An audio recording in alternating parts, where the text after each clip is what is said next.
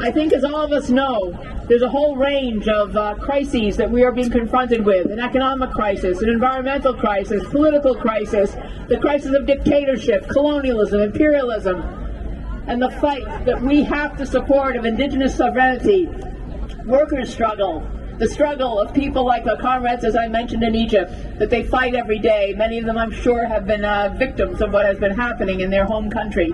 And the fact that we have all come together today shows the strength, And I want to say, particularly for those of us in the trade union movement, this is not a new struggle for ourselves. We've been involved in this for many, many years, and we are fighting for a decent economy with justice and dignity in all.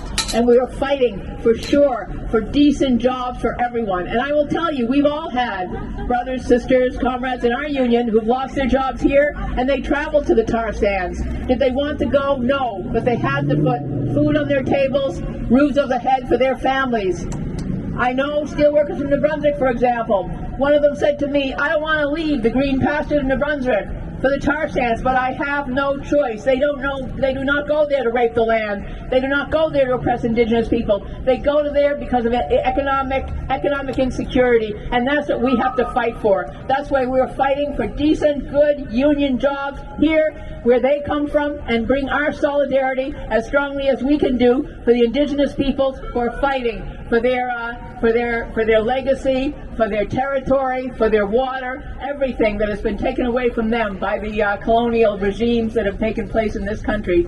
So I just simply want to say to you that we are fighting within our unions. We are fighting to keep solidarity, and I think you should have seen last week when Premier Ford was forced to back down by the threat of a general strike.